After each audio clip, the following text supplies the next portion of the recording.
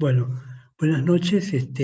Vamos a comenzar la clase de hoy con lupus eritematoso sistémico, para lo cual vamos a intentar ejemplificar lo máximo posible a los efectos de que la patología quede bien grabada para ustedes y pueda ser entendible para el diagnóstico posterior.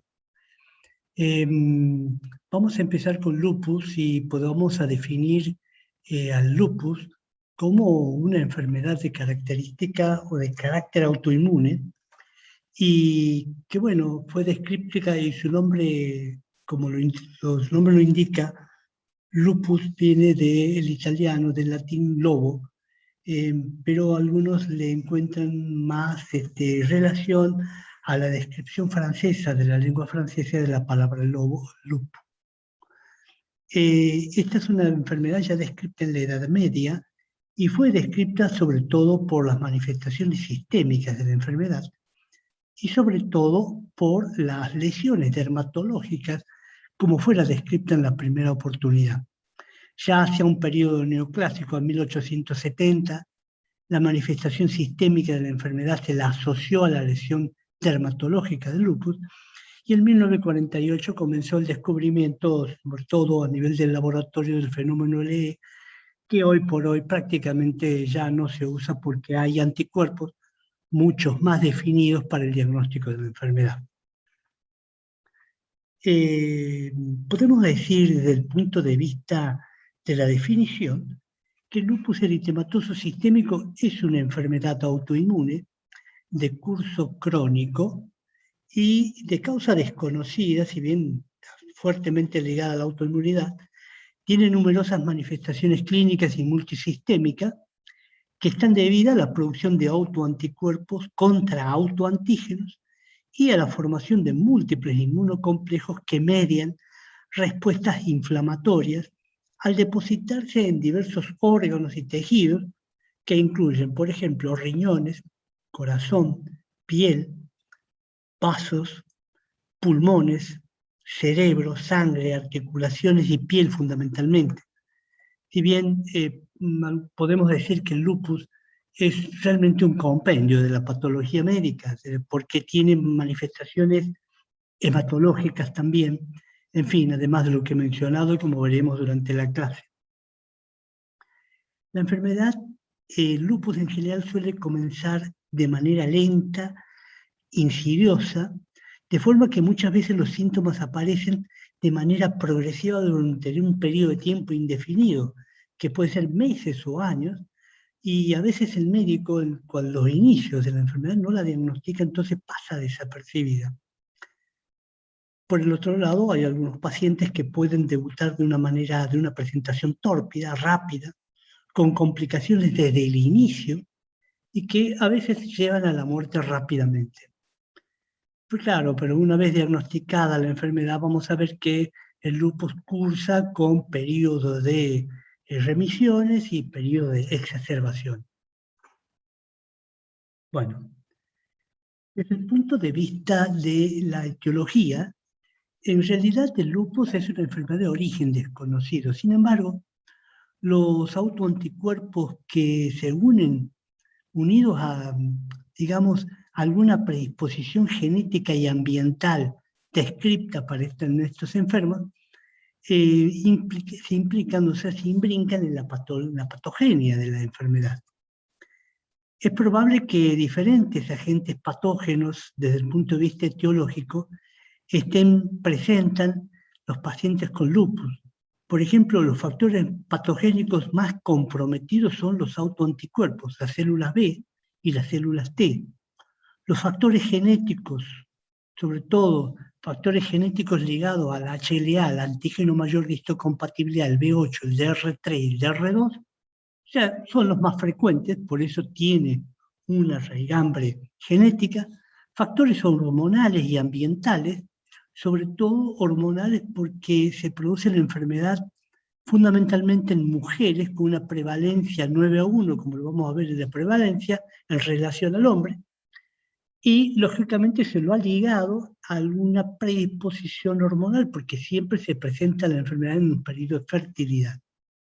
E inclusive se ha visto agravaciones en las mujeres durante el embarazo. Estos factores genéticos, hormonales y ambientales también están ligados a la apoptosis, o sea, al fenómeno de muerte celular programada.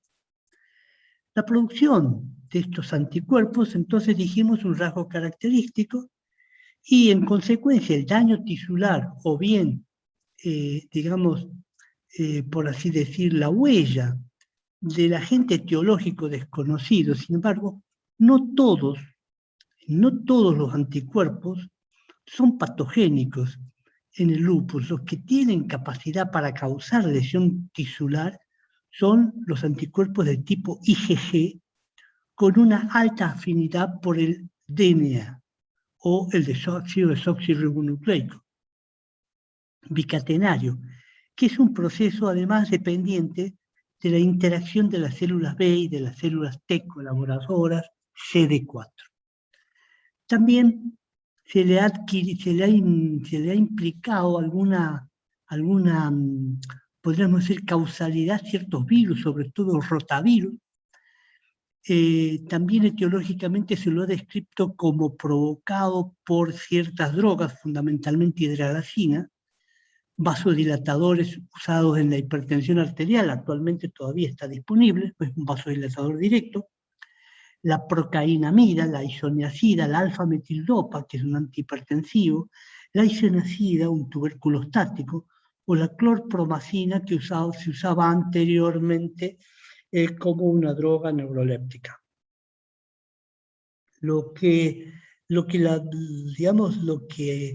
La diferencia de las otras etiologías, la etiología por drogas, es que una vez suspendida la droga, el cuadro mejora y se desaparece.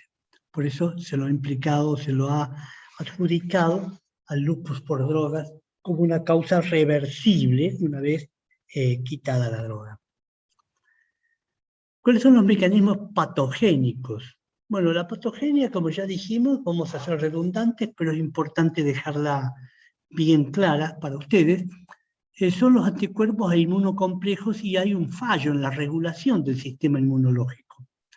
Hay una hiperactividad con células B con aumento de la producción de inmunoglobulina. Ustedes saben que son las células B las que producen las inmunoglobulinas ante la presentación de antígenos por parte de células presentadoras de los antígenos. ¿Qué hacen? Esas células la presentan a la célula B porque el antígeno, si no es presentado, no es detectado por la célula B y por lo tanto no va a fabricar una inmunoglobulina específica para ese antígeno o para ese autoantígeno. Hay una disminución de las citoquinas que regulan la actividad de los linfocitos T cooperadores. Hay un aumento de citoquinas que estimulan el desarrollo de los linfocitos B para la producción de gran cantidad de anticuerpos. Hay una disminución del número total de los linfocitos T, sobre todo el CD8, con aumento del CD4. Las células T son incapaces, sabemos, de frenar la síntesis de inmunoglobulina por parte de la célula B, que la sigue secretando, y por lo tanto estas inmunoglobulinas van a depositarse, van a producir una activación de la vía clásica del complemento, y estos se van a depositar en los tejidos, y esto es lo que va a provocar el daño inflamatorio crónico mediado por estas sustancias. Los inmunocomplejos seleccionan anticuerpos antinucleosomas, o sea, anti-DNA, anti-RO, que se unen, supongamos en este caso, a la membrana basal glomerular, como pueden unirse a nivel pulmonar, como pueden depositarse a nivel cardíaco, etc. Entonces, los anticuerpos se unen a las membranas de linfocitos, de eritrocitos, de plaquetas, de neuronas, incluso a las fetales, causando inclusive el lupus neonatal, como ustedes ya lo van a ver, que hay niños con nacimiento con lupus neonatal. Bien. Estos mecanismos, vamos a hacer un repaso: factores genéticos, ya los hemos mencionado, factores hormonales, los estrógenos, factores ambientales, la luz del sol, áreas geográficas, ciertas áreas geográficas de nuestro país, que seguramente reúnen algunas características no solamente raciales, digamos por componentes raciales, por la mezcla que ha ocurrido en ciertos sectores digamos, de hispanos y de gente nativa de Sudamérica, lógicamente que evidentemente hay una predisposición ambiental, genética y hormonal que se dan y que concuerdan para producir esta alteración inmunológica. Estos mecanismos defectuosos, que ya lo hemos mencionado, actúan sobre las células B, sobre las células T, mediadas por células apoptóticas, por células presentadoras de antígenos, por citoquinas, que van a producir, lógicamente, el autoanticuerpo. Esto va a producir un inmunocomplejo que activa el complemento, que deberían eliminarse, y esto, al no eliminarse, se depositan y producen lesión y daño tisular. Bien. Esto lo vamos a ver posteriormente, la voy a pasar a esta diapositiva, vamos a ir directamente cómo es la presentación clínica de los pacientes con lupus. Bueno, la presentación clínica de excelencia vamos a hacer que la mayoría, como ustedes pueden ver, está acá en esta área, la presentación fundamentalmente dermatológica, le siguen las formas articulares, las formas neuropsiquiátricas, las formas renales, la serositis, pleuritis, pericarditis, peritonitis, etc. Formas cardiovasculares, ya la vamos a tratar en especial a cada una. Los síntomas generales, fundamentalmente, que están dados por astenia, pérdida de peso, fiebre, mialgias, acompañadas con las artralgias, como ya hemos dicho. Esos son síntomas generales, decaimiento.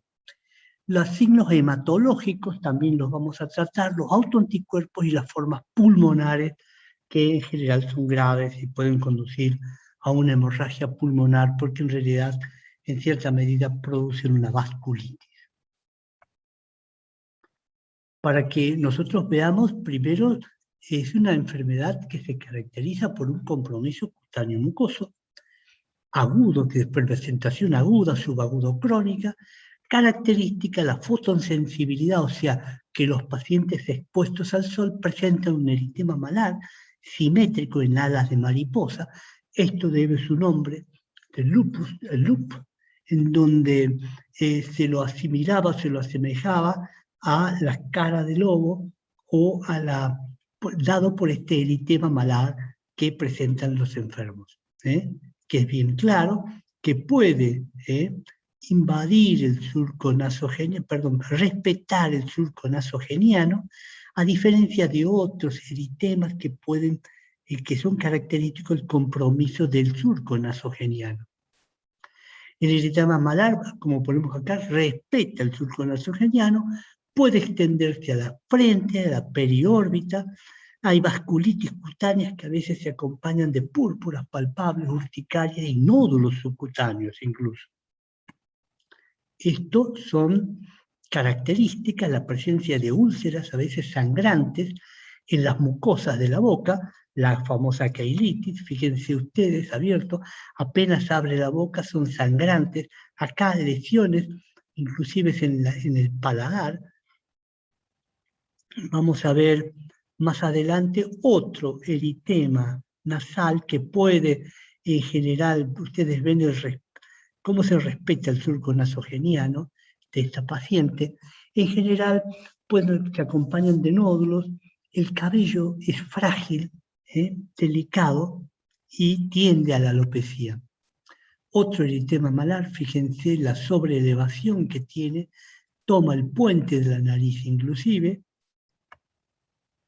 Otro, a veces formas que son directamente toman el puente de la nariz, a veces la placa o pápula eritemato escamoso cura dejando estas cicatrices en placas, como ustedes pueden ver, alopecia y trastorno de la pigmentación.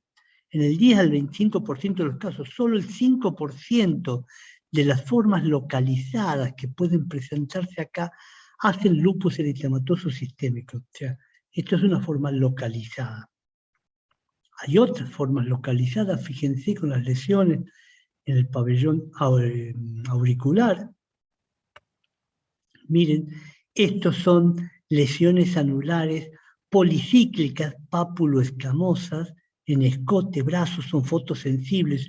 Los pacientes expuestos al sol, estos se ponen más rojos todavía. asocian a un anticuerpo que es el anti-RO en el 70% de los casos, esta manifestación cutánea subaguda del lupus.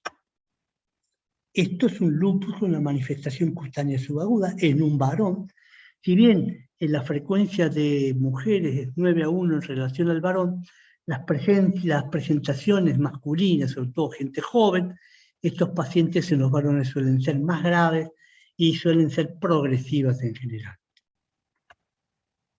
Otra lesión del mismo paciente en el otro lado del brazo, fíjense el eritema marginado que tiene este paciente. En fin, lo que queremos en esta próxima diapositiva es que qué puede pasar durante una vez que presenta el lupus, cuál puede ser la evolución, el desarrollo de la enfermedad. Bueno, lo más importante, dijimos, son la presencia de lesiones dermatológicas, que suele ser la causa por la cual consulta. La presencia de autoanticuerpos podríamos decir, es un diagnóstico de laboratorio realizado por el médico. La consulta por lesiones o dificultades del aparato locomotor con mialgias y artralgias, sinovitis de diferente tipo. Las lesiones hematológicas que pueden desarrollarse en el curso, sobre todo están ligadas a la trombocitopenia, a la linfopenia, a la anemia, inclusive a la hemólisis, si bien en un bajo porcentaje de enfermos, anemias hemolíticas de tipo autoinmune, y la prueba de la reacción de Kuhn positiva en estos casos suele ser no muy frecuente, sino un 10% de pacientes que presentan anemia hemolítica con Kuhn positiva. Las lesiones renales, como ya lo hemos visto, produciendo glomerulonefritis, que las vamos a tratar también con un sedimento urinario que le llamamos sedimento urinario telescopado. Telescopado, ¿por qué? Porque presenta todos los tipos de cilindros serios, granulosos, hialinos, hemáticos, tiene toda la variabilidad posible, por eso se le llama telescopado. Y cuando encontramos un sedimento telescopado en orina, siempre en una mujer joven, con alteraciones dermatológicas, tenemos que pensar en la posibilidad de un lupus con compromiso renal. Neuropsiquiátrico también vamos a mostrar algunas psicosis, más que todo hay cosas que son no muy frecuentes como las coreas de Sydenham, que son movimientos, digamos, incontrolados de los miembros, que puede afectar las manos, los brazos, puede afectar el cuello, la cara, y que son movimientos que son repetitivos, constantes y sin un motivo, digamos, sin un motivo explícito, pero el paciente no puede controlar, lo que lo lleva incluso a alteraciones en la escritura. Las chicas jóvenes, muchas de las que consultan a veces, además de las lesiones dérmicas que nunca las diagnosticaron, la familia la trae porque la chica no puede escribir. Serositis, toda la serosa, pleuritis, pericarditis, neumonitis, pulmonares, el SAF, el síndrome antifosfolípido, se caracteriza por la presencia de la tendencia a la trombosis, y este síndrome antifosfolípido está dado por la presencia de anticuerpos, anticardiolipinas y antifosfolipídicos que pueden cruzar durante la evolución del cuadro lúpico. Lesiones oculares, epiescleritis o lesiones digestivas menos frecuentes de todo tipo, que también la vamos a ver más adelante. ¿Cuáles son las manifestaciones clínicas? Entonces hemos visto ya la definición como enfermedad autoinmune, etiología desconocida, que tiene muchísimas manifestaciones clínicas. Estas manifestaciones son tan variadas e inespecíficas al principio que retrasan el diagnóstico. Muchas veces solamente presentan astenia, anorexia y pérdida de peso, linfadenopatías, que a veces pensamos que pueden ser infecciosas y no lo son realmente acompañan al proceso inflamatorio de la enfermedad. Las musculoesqueléticas se presentan, digamos, en el 90% de los lúpicos, sobre todo tomando articulaciones, es poliarticular, sobre todo toma pequeñas articulaciones, es intermitente, no erosiona el hueso, es lo que se llama artropatía de Jacob, toma las manos y los pies, deformante, toma la cápsula de ligamentos y tendones. Y en partes blandas, sobre todo periarticulares, produce laxitud articular, tenosinovitis, a lo cual se acompaña de dolor muscular. En los músculos, sobre todo, la presencia de miositis, y sobre todo cuando se produce el síndrome de superposición, porque, claro, no sabemos definir la superposición inmunológica, no lo podemos definir ni como lupus, y no lo podemos definir como miositis pura, tampoco lo podemos definir como esclerodermia. O hay algunos pacientes que pueden tener presentación clínica de esclerodermia, pero pueden tener otros signos de laboratorio y clínicos que no los permitan caracterizar.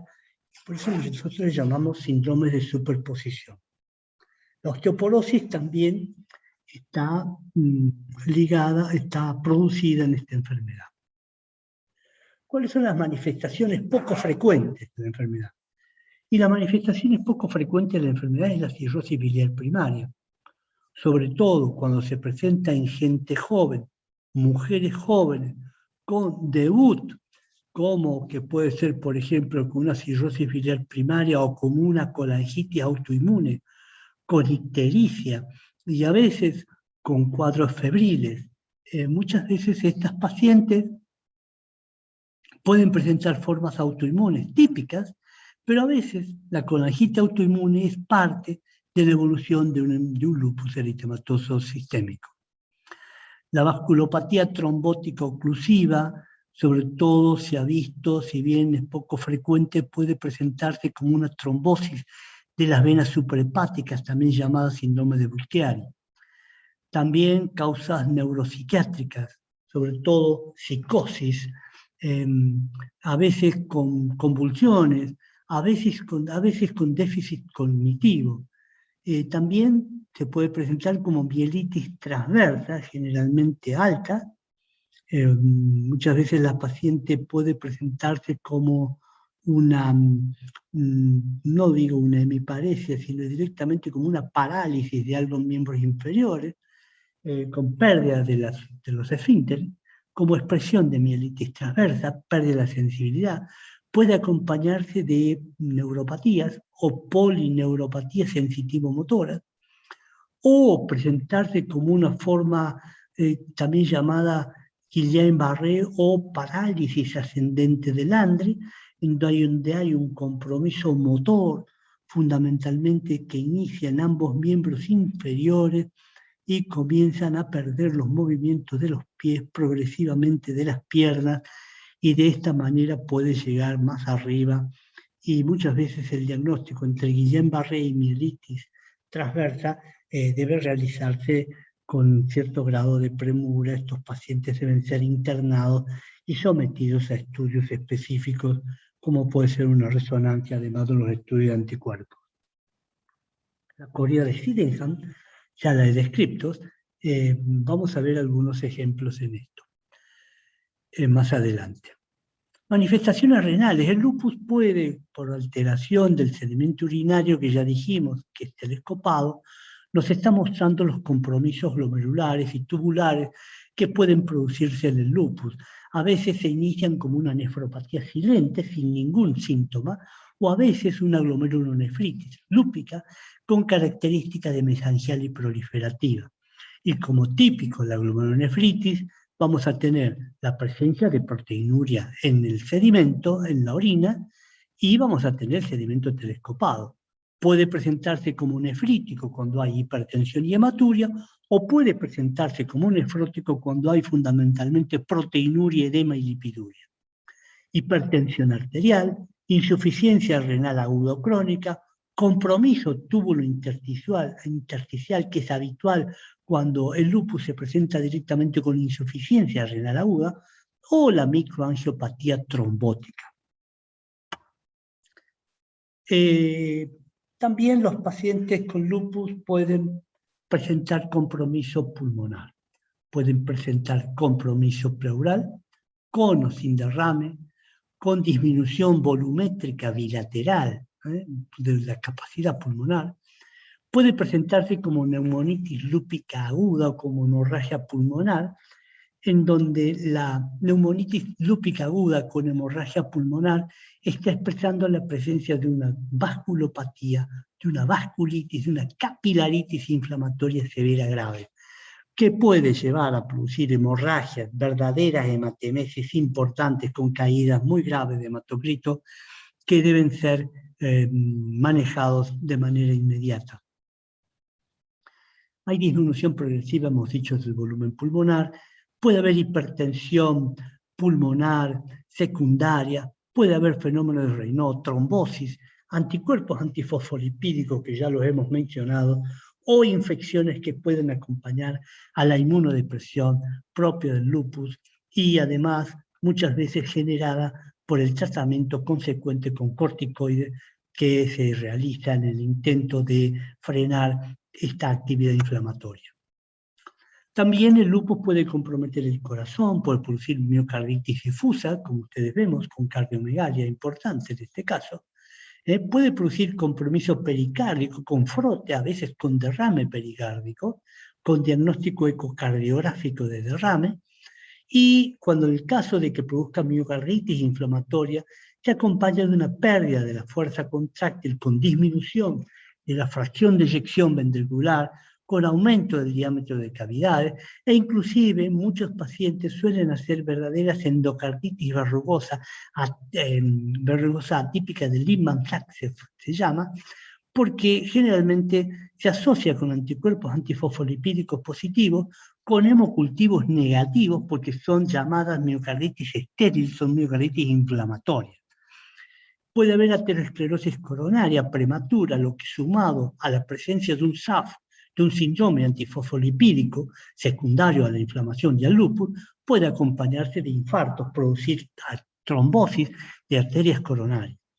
Y además, otra de las expresiones de la acción vascular es el síndrome de Raynaud, que puede ser a veces la primera manifestación que acompaña frecuentemente de hipertensión pulmonar. En estos enfermos, el fenómeno de Raynaud asocia a la hipertensión pulmonar y ahí se posa el diagnóstico diferencial entre otras patologías que producen hipertensión pulmonar y fenómeno de Raynaud, como puede ser, que ya lo hemos hablado en la clase anterior, la esclerodermia. Esto es un fenómeno de Raynaud que ya lo he mostrado, son otros tipos de lesiones.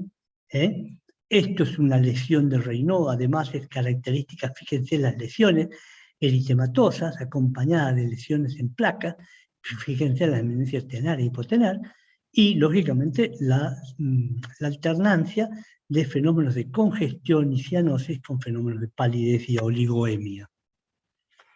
Bien, desde el punto de vista digestivo.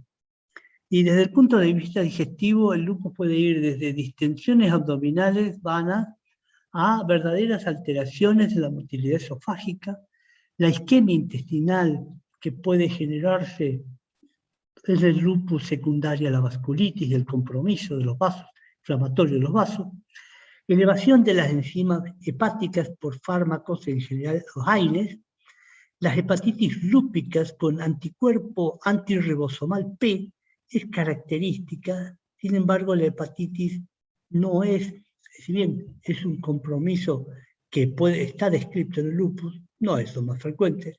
El síndrome de Budd-Chiari y la hiperplasia hepática puede ser producido sobre todo cuando hay trombosis de la vena suprahepática en toda mujer embarazada, si bien es frecuente en el embarazo.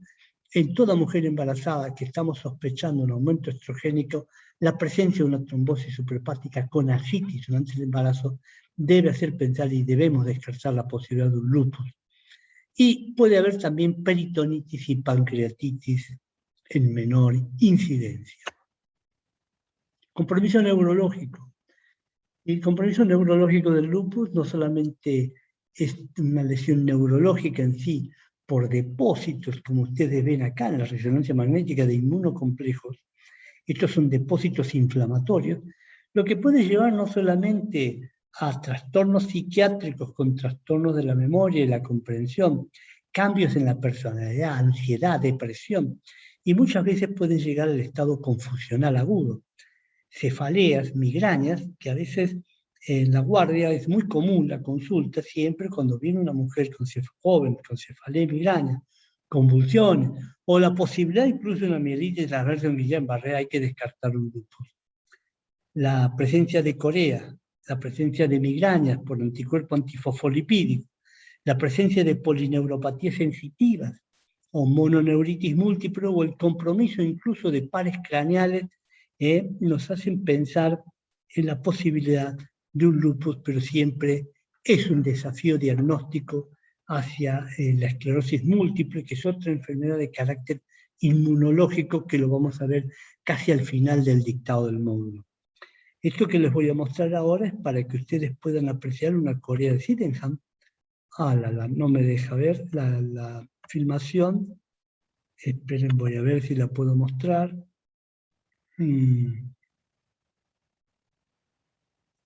No me deja. Bueno, la voy a pasar esta filmación en una clase aparte, no en una clase, sino como un archivo diferente para que ustedes puedan darse una idea de lo que es una corea de Sydenham. Es un compromiso, lo vamos a pasar en otra clase, le voy a pasar la filmación. Bueno, ¿cómo diagnosticamos el lupus? Primero, ante todo, bueno, tenemos una riqueza clínica importante. Yo creo que lo más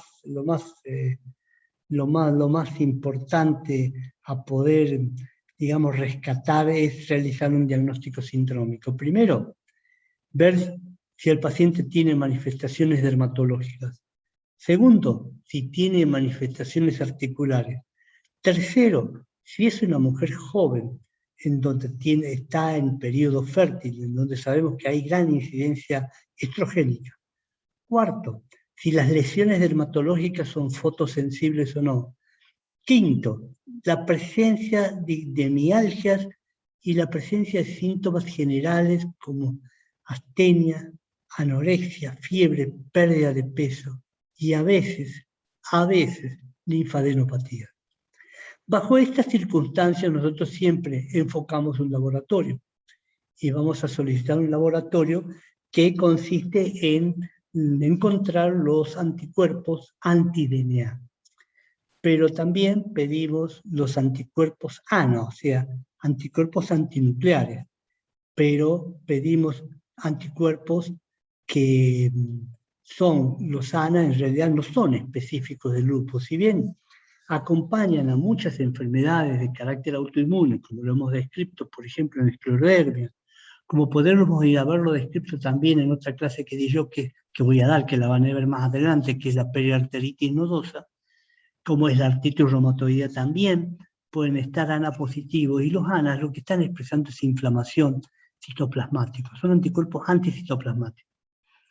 Los títulos altos de anti-SM, también llamado anticuerpo anti-Smith, es lo más específico. Si bien solo el 30% de los pacientes con lupus lo pueden presentar, su detección siempre es altamente específica de lupus.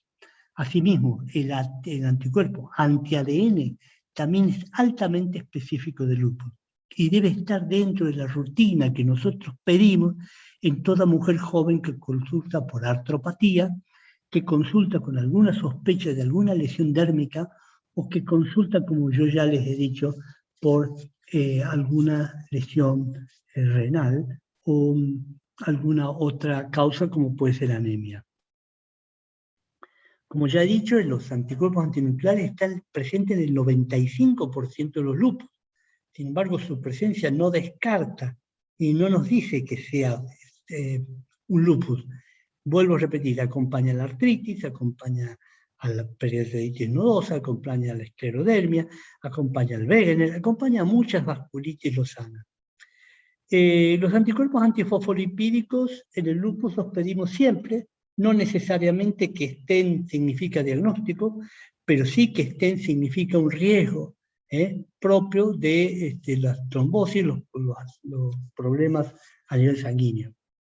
La eritrosedimentación en general es elevada y cuando hablamos de lupus, la eritro siempre está en 90 milímetros arriba. Nosotros encontrar una eritrosedimentación más baja, menor de 60, entre 60 y 30, quizás tengamos que pensar más en un artritis reumatoideo. Pero el lupus en general, sobre todo durante la fase de exacerbación se presentan con eritros generalmente superiores a 90 milímetros de mercurio. El complemento C3 y la fracción 4 del complemento, pues hay que pedirlo siempre. Estas fracciones siempre están bajas en el lupus, sobre todo cuando hay crisis lúpica o hay forma aguda de presentación. Vamos a ver que se acompañan del complemento bajo. La orina, ya hemos dicho, con sedimento y proteinuria, sedimento telescopado, y la biopsia de piel, que es lo que en definitiva nos va a dar las características clásicas del lupus eritematoso sistémico en nuestro informe, en nuestra conversación con el anatomopatólogo. La presencia de múltiples anticuerpos sin clínica no hace diagnóstico. Sí surgir una mayor facilidad o predisposición a hacer la enfermedad. Pues yo puedo encontrar un paciente que está con dolor articular y puedo encontrar títulos altos de ANA, puedo encontrar SAS positivo, C3, C4 bajo, y títulos altos de ADN, pero no tengo clínica, no tengo lesión térmica, no tengo lesión cardíaca, no tengo lesión renal, etc. Bueno, me indica que es un lupus, pero no necesariamente lo que me está indicando es que no está activo. Quizás hay mayor predisposición a hacer la enfermedad completa.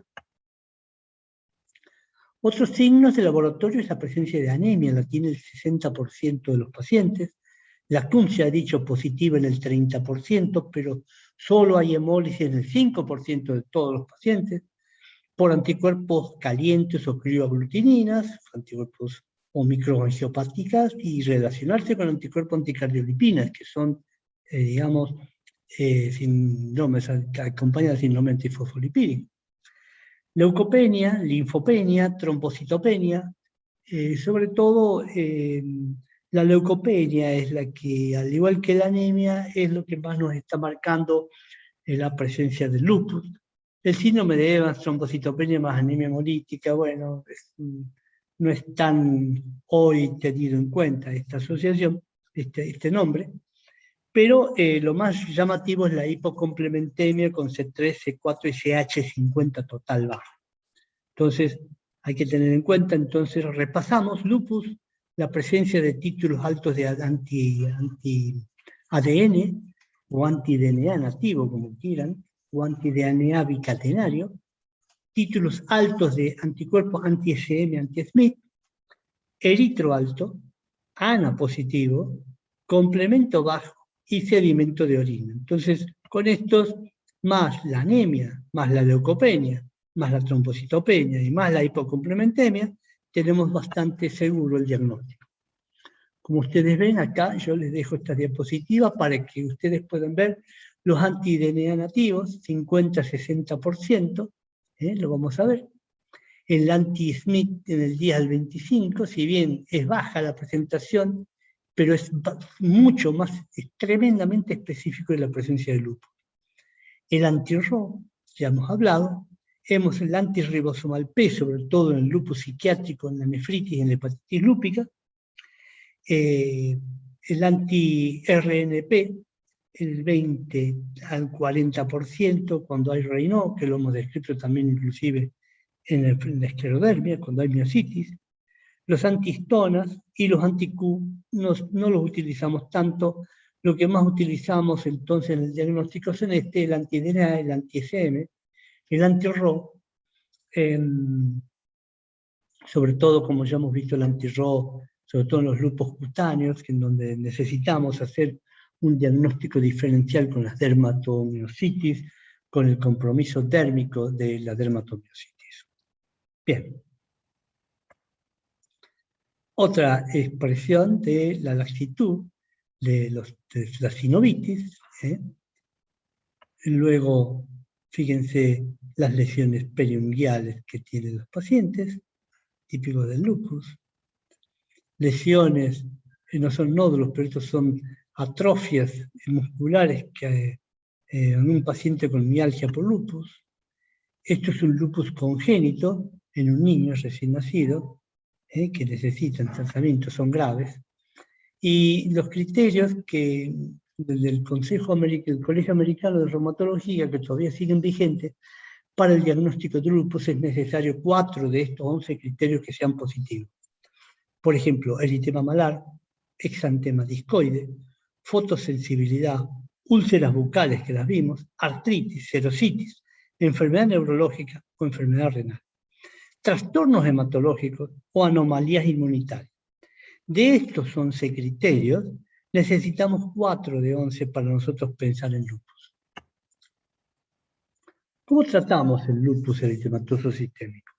Bueno, existen diversos fármacos y desde el principio de la evolución de la enfermedad en la Edad Media, la primera, digamos, tratamientos que se implementó para el lupus fue la aspirina y la cloroquina. Lógicamente que estos resultados daban muy buenos resultados en algunos pacientes, pero la mayoría no daban resultados, hasta que posteriormente el descubrimiento de los corticoides ayudó muchísimo y hay un alto porcentaje de respuesta a corticoides. En general, la primera elección son los glucocorticoides. En general, a esto lo acompañamos de hidroxicloroquina y esto nos permite a nosotros bajar más rápido las dosis de corticoides, mantener las revisiones por mucho más tiempo cuando acompañamos de hidroxicloroquina. Otros inmunosupresores que podemos utilizar son el metrotrexato, la azatioprina, la ciclofosfamida, actualmente el micofenolato, o la inmunoglobulina intravenosa, que es lo que se usaba antes, ahora se usa menos, y la ciclosporina. Entonces estamos viendo que los más usados son los corticoides, la hidroxicloroquina, el metrotrexato y la azatioprina, y en las no respondedores se suele asociar ciclofosfamida, pero estos son los primeros 4, como ustedes ven, los más utilizados para el tratamiento del lupus. Otras cosas a tener en cuenta es el cuidado dérmico, los aspectos, los cuidados de los focos sépticos. Recuerden que son pacientes que están bajo corticoides y que están con alteraciones inmunológicas, son inmunodeprimidos. Los antimaláricos como la hidroxicloroquina, 400 miligramos al día, que utilizamos asociado al corticoide, normalmente esto necesita un control retiniano, normalmente 2 a 3 veces al año, ya que pueden producir retinitis proliferativa, y si hay retinopatía proliferativa, la hidroxicloroquina debe ser retirada. Si usamos la azatioprina en dosis de 1 o 2 miligramos por kilo por día, lo usamos la ciclofosfamida cuando es necesario, que vemos que no responde, son poco respondedores a corticoides, lesiones renales que son severas, podemos, si no nefrítico o componente nefrótico, solemos usar a veces ciclofosfamida, podemos usarla incluso en pulsos o darlas mensualmente, diariamente, controlando lógicamente el nivel de glóbulos blancos y la actividad hepática que tiene el enfermo. El micofenolato lo hemos usado actualmente también, lo podemos usar también en combinación con corticoides, o ¿para qué? Para tratar de retirar el corticoide o manejar dosis mínimas de corticoides, de manera de no suprimir tanto la glándula suprarrenal. El metrotrexato usamos de 10 a 20 miligramos por semana, lo podemos utilizar por vía oral, lo podemos utilizar en inyecciones semanales. Por último, la gamma-globulina endovenosa o el danazol. Esas son nuestras alternativas. Hay que tener cuidado de que primero hay que darle un apoyo psicológico a las personas, sobre todo jóvenes, niñas jóvenes. En el inducido por fármaco tenemos que retirar los medicamentos, sobre todo lo que usamos, la alfa-metildopa, sobre todo en mujeres embarazadas, se usa mucho la alfa-metildopa, y sobre todo en embarazadas que tienen lupus, no quiere decir que tengan lupus no puede embarazarse, pero hay un cierto grado de aumento de la posibilidad de crisis lúpica. Por lo tanto, pacientes que están embarazadas que tienen que recibir terapéutica con corticoides y la hidroxicloroquina, ya que la hidroxicloroquina con cuidado no se ha visto que pueda tener efectos teratogénicos sobre el feto. Entonces se mantiene un cierto cuidado y control. La otra cosa es que tenemos que aconsejar que no tenga exposiciones solares, no tenga exposiciones al sol. El dolor articular, reposo, y le podemos dar AINES, antiinflamatorios no esteroideos, de manera esporádica para no afectar más el riñón. Acuérdense que la hidroxicloroquina hay exantema y falta de respuesta a los aires, y el control retiniano, ya he dicho, 2 veces a 3 veces al año. El danazol, la dehidroepiandrosterona, al igual que los antipalúdicos, que también están indicados en el lupus, no los utilizamos, tienen muchos efectos colaterales, sobre todo el acné.